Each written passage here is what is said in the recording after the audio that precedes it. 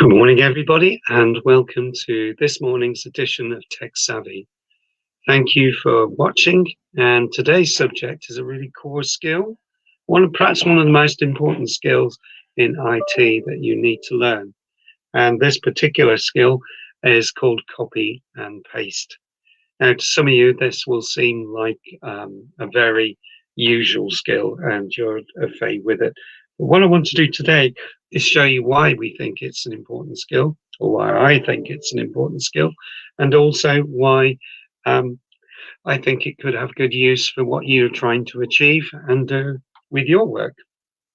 So I'm going to change my screen, and we will share this content with you.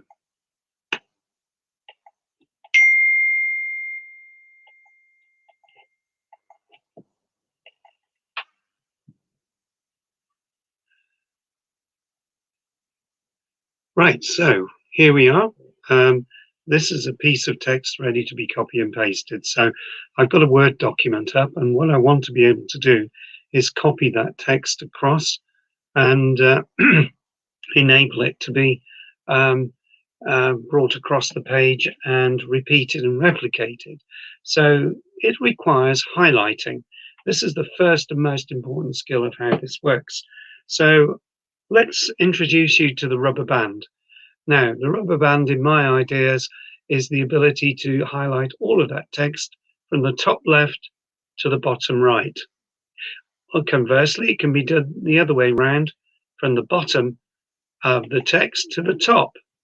But as I'm a left to right kind of person rather than a right to left, I will do it this way. So imagine that you're pulling out a rubber band and you're moving diagonally across the whole of the text.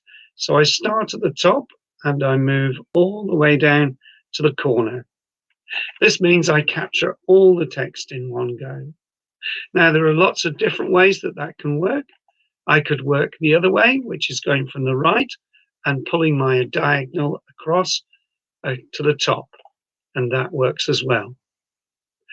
Then there are two different ways that you can actually copy that across. But before we go there, I will show you one further method for those people who struggle with the mouse. And this method is using the Shift key on the keyboard and the down arrow. And I'm pressing that now. I'm holding down the Shift key and I'm tapping the down arrow. You can see it selected the whole line. And I can press again, it selects the whole line. And again, and again. So that's basically another way. So if you struggle with your mouse, you can use that method as well. So that's two ways that can be done. Three ways actually that can be done. So what happens next? Well, I could use the copy button, which is on the keyboard here, and you will notice two shortcut keys next to it, which is Control-C and Control-V. And that's often the usual way that I do it. So Control-C copies it. You don't see any visible result of that. And then if I click at the end of the line, it takes the selection away, and I put a space between it, and I can now copy using the Control-V key. Why is it the Control-V key? Because it's next to the C, so it's easily next to each other. So I'll press Control-V, and that now produces the text on the page. And this can be replicated as many times as I like. So you will see that enables me to copy and paste. Now, is there any limit to the amount of material I can copy and paste? No. Is there any restrictions on it? No. So what I can do now is I can go and say, for instance, copy a website across. I will take my website. Now, that's a fairly simple one to know about. But if I highlighted it using my right to left or left to right method and press copy, I can now introduce it into my document, and it sits there as a web link. When I press spacebar, it comes active, or I can use it to copy it into the web page, which enables me to get to my website. But what about content? And how does that work? So, for instance, I might want to go for a walk in the Cotswolds today. Not that I do, but I might want to do that. And so I'm looking for walks in the Cotswolds, and lo and behold, here's a website with them.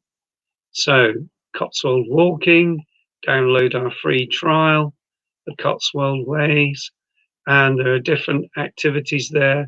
That's the same thing I've just looked at, and there's more information. Gosh, it's a holiday too. So there's lots of things there. But if I wanted to, I could copy the text that is there. And so what I'm going to do is I'm going to use my copying method. If you remember the rubber band, so I start at the top of the website and go all the way down.